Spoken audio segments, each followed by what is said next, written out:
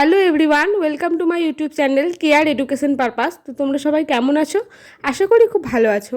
আজ আমি তোমাদের সাথে শেয়ার করব ক্লাস 5-এর বেঙ্গলি প্রশ্নপত্র থার্ড ইউনিট টেস্টের জন্য 2025-এ তোমরা যারা ক্লাস 5-এ পড়ছো, তো তোমাদের তৃতীয় পর্যায়ক্রমিক মূল্যায়নে কীরকম প্রশ্ন আসতে পারে, কত নম্বরের পরীক্ষা হবে, কী ধরনের প্যাটার্নের প্রশ্ন আসবে, সেটা তোমরা চলো দেখে নাও।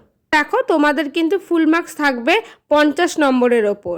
তৃতীয় পর্যায়ক্রমিক মূল্যায়নে দেখো প্রশ্নপত্রের নমুনা 2025, তোমাদের ক্লাস 5, বিষয় হচ্ছে বাংলা। তো দেখো, প্রথমেই আছে সঠিক উত্তরটি বেছে নিয়ে লেখো। এখানে 11টি প্রশ্ন আছে, তো প্রত্যেকটি প্রশ্নের জন্য কিন্তু 1 নম্বর করে। প্রথম প্রশ্ন দেখো, মেঘ শব্দটিকে বহুবচন করলে হয়, তো কি হবে? এখানে অপশন আছে, দেখো সঠিক উত্তর হচ্ছে মেঘ রাশি।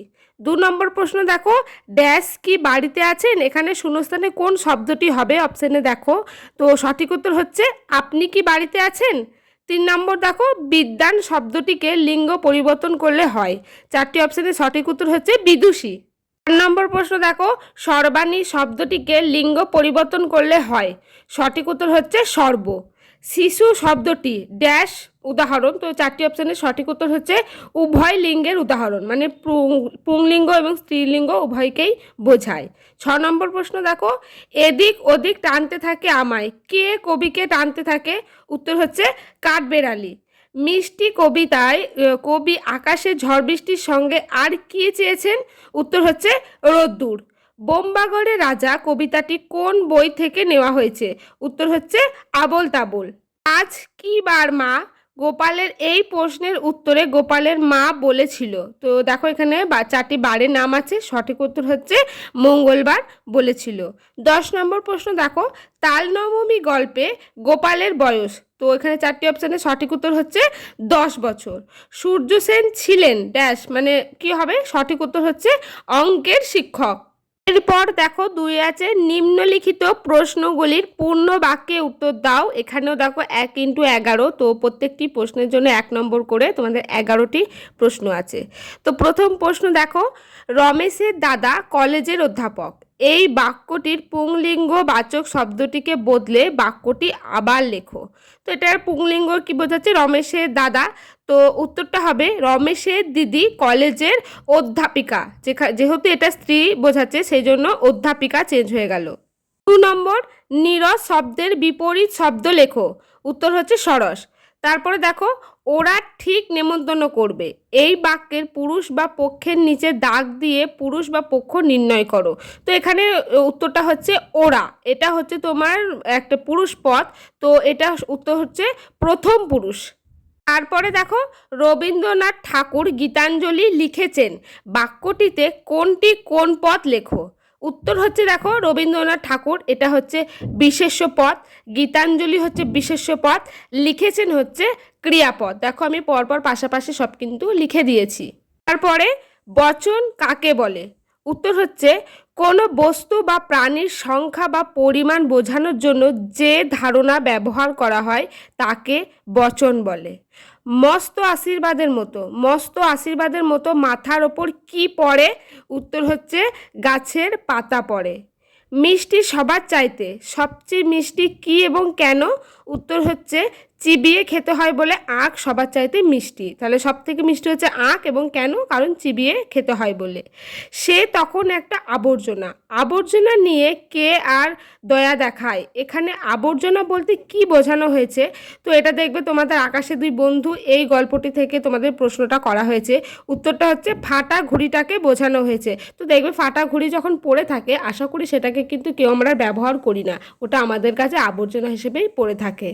বোম্বাগড়ের রাজা ছবির ফ্রেমে কি বাঁধিয়ে রাখে? উত্তর হচ্ছে আমসত্ত্ব ভাজা বাঁধিয়ে রাখে। নেপাল সলজ্জ মুখে বললে মাছ ধরতে, নেপাল কি মাছ ধরেছিল? উত্তর দেখো 2টি পুঁটি আর একটা বেলে মাছ। পরের প্রশ্ন, রেস্তোরাঁর গায়ে নোটিশ ঝুলছে, নোটিশে কি লেখা ছিল? উত্তর হচ্ছে কালো চামড়ার লোক এবং কুকুরের প্রবেশ নিষেধ। তারপর দেখো 3 আছে, নিম্নলিখিত শব্দগুলির বিপরীত শব্দ লেখো। তো এখানে অনেকগুলো আছে, যে কোনো 5টি, তো 1 নম্বর করে, তাহলে হচ্ছে 5 নম্বর। দেখো বলে যাচ্ছি, উত্থান হবে পতন, বিজ্ঞ হবে অজ্ঞ, দীর্ঘ হবে হস্র, ঋজু হবে বক্র, আর মৌলিক হচ্ছে যৌগিক, জটিল হচ্ছে সরল, পিতা আর মাতা। তো এখানে বিপরীত শব্দ এখানে আমি প্রশ্নটা করেছি রেডি। তো এখানে তোমাদের অর্থলিখও দিতে পারে, বাক্য রচনা দিতে পারে, বা পদ পরিবর্তন করো পুংলিঙ্গ থেকে স্ত্রীলিঙ্গ, এরকম বিভিন্ন ধরনের তোমাদের কিন্তু দিতে পারে। তো এটা একটা প্র্যাকটিস সেট যেহেতু, তো আমি এটা এরকম দিয়েছি। তো তোমরা যদি চাও আমি আরও কিন্তু এরকম প্র্যাকটিস সেট তোমাদের জন্য বানাতে পারি, তোমরা কিন্তু সেটা আমাকে অবশ্যই জানিও যদি তোমাদের প্রয়োজন হয়। দেখো কোথায় কত নম্বরের প্রশ্ন হচ্ছে সেটা কিন্তু তোমরা খেয়াল করবে, তবেই কিন্তু যে 50 নম্বরের পরীক্ষা সেটা তোমরা প্যাটার্নটা বুঝতে পারবে। তোমাদের কিন্তু এই রকমই প্রশ্ন পরীক্ষায় আসবে। তো 4 নম্বরে দেখো 3-4টি বাক্যে উত্তর দাও। এখানে হচ্ছে তোমার 2x4 মানে 4টি প্রশ্ন আছে 2 নম্বর করে, তাহলে হচ্ছে 8 নম্বর। 1 নম্বর প্রশ্ন দেখো, গড়িয়ে যেতে সে পথে যে, তারপরে পাই মজা সে মুখ্য, এখানে কোন পথের কথা বলা হয়েছে? এই লাইন দুটির মধ্যে দিয়ে কবি কি বোঝাতে চেয়েছেন? তো এটা 2 নম্বরের মতো করে লিখতে হবে। দেখো এই উত্তরগুলো আমি লিখিনি, না হলে ভিডিওটা অনেক বড় হয়ে যাবে। তো তোমরা কিন্তু চেষ্টা করো, যদি তোমাদের অসুবিধা হয় তোমরা কিন্তু আমাকে তখন জানিও। 2 নম্বরে দেখো, চুপ থাকাটাও বাজনা বাজায়, চুপ থাকলেও কোথায় কিভাবে বাজনা বাজে। 3 নম্বর দেখো, তবু সেদিন ছাত্রদের মনে হয়েছিল এ মানুষটি অন্যরকম, এখানে কোন মানুষটির কথা বলা হয়েছে? সেই মানুষটির 2টি অভ্যাসের কথা লেখো। তারপরে দেখো, তারপরেই সেই আশ্চর্য ঘটনা ঘটে গেল, আশ্চর্য ঘটনাটি কি? তাহলে 4টি প্রশ্ন তোমরা খুব ভালো করে কিন্তু রেডি করো। সে দেখো 6-7টি বাক্যে নিম্নলিখিত প্রশ্নগুলির উত্তর দাও। তো এখানে দেখো 5 নম্বর করে যে কোনো 2টি তোমাদের লিখতে হবে 10 নম্বর। প্রথম দেখো, একলা কবিতায় কবির মনে কখন আর কোনো দুঃখই থাকে না, সেটা কিন্তু তোমাকে লিখতে হবে 5 নম্বরের মতো করে। 2 নম্বর দেখো, বোম্বাগড়ের রাজা কবিতায় বোম্বাগড়ের যে নিয়ম কানুন প্রচলিত আছে তার মধ্যে 5টি নিয়মের কথা লেখো। 3 নম্বর প্রশ্ন দেখো, আগুন লাগিয়েছে টেলিফোন আর টেলিগ্রাফের অফিসেও, কারা এমন করেছিল, কেন করেছিল?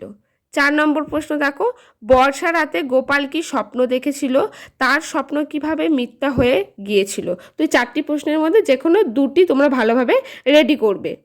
এই আছে দেখো তোমাদের রচনা, জগদীশচন্দ্র বসু অথবা বিদ্যালয় জীবনে খেলাধুলার ভূমিকা, যে কোনো একটি বিষয়ে 15 থেকে 16টি বাক্যে অনুচ্ছেদ রচনা করো, এটা থাকবে 5 নম্বর।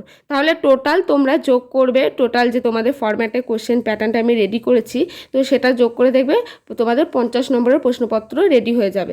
তো এই রকম ধরনের প্র্যাকটিস সেট যদি তোমরা চাও আমাকে আরও কমেন্টে জানিও, আমি তোমাদের দেওয়ার চেষ্টা করব। যদি তোমরা এইগুলো ভালোভাবে প্র্যাকটিস করতে থাকো তো তোমাদের কিন্তু 3য় পর্যায়ক্রমিকে পরীক্ষা দিতে যাওয়ার সময় কোনো অসুবিধা হবে না। তো তোমরা এই ধরনের প্রশ্নগুলো খুব ভালোভাবে রেডি করো। তো আজকের ভিডিওটি এই পর্যন্তই। যদি ভিডিওটি ভালো লাগে একটি লাইক করে দিও, আর চ্যানেলে নতুন হয়ে থাকলে সাবস্ক্রাইব করে রেখো। কোনো যদি অসুবিধা থাকে সেটা কিন্তু আমাকে কমেন্ট করতে ভুলো না।